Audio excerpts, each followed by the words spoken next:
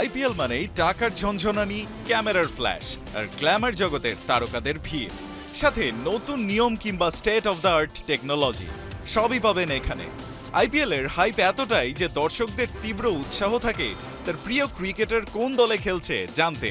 বুঝতে পেরেই যেন এবার আর্টিফিশিয়াল ইন্টেলিজেন্সও বলে দিচ্ছে কোন প্লেয়ার যেতে পারেন কোন দলে, সাথে নিলামে তার সম্ভাব্য দাম। ক্রিক ট্র্যাকার এবার আইপিএল এর আগেই কৃত্রিম বুদ্ধিমত্তা অর্থাৎ এআই কে কাজে লাগিয়ে ভারতীয় কোন ক্রিকেটার কোন দলে যেতে পারেন তার সম্ভাব্য উত্তর খোঁজা শুরু করেছে। তাদের লিস্টে শুরুর দিকে যার নাম রয়েছে তিনি ভারতীয় ব্যাটার লোকেশ রাহুল।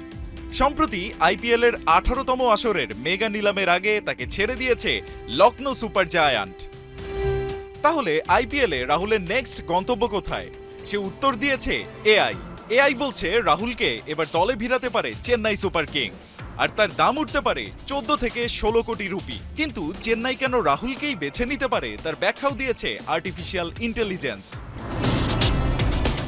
আইপিএলে এখন অবধি 132 ম্যাচ খেলে 4683 রান করেছেন রাহুল। সাথে আছে লখনৌ সুপার জায়ান্টের হয়ে ক্যাপ্টেন্সির অভিজ্ঞতা।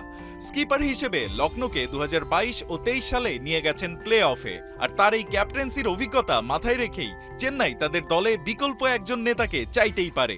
তাছাড়া তার রয়েছে বিভিন্ন পজিশনে ব্যাট করার সক্ষমতা, যা যে কোনো দলে তাকে করে দেবে ভ্যালুয়েবল। এআই আরো বলছে যেহেতু ধোনি আছেন তার ক্যারিয়ারের শেষ দিকে, সেই হিসেবে দলের ফিউচার উইকেট কিপার অপশন হিসেবে চেন্নাই তাকে সাইন করতে পারে লং টার্ম প্ল্যান মাথায় রেখে।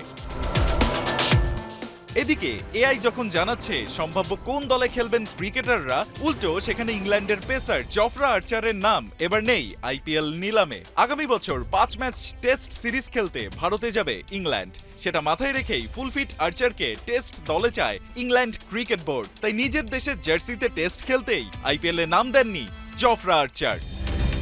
রায়ান আহমেদ, 71।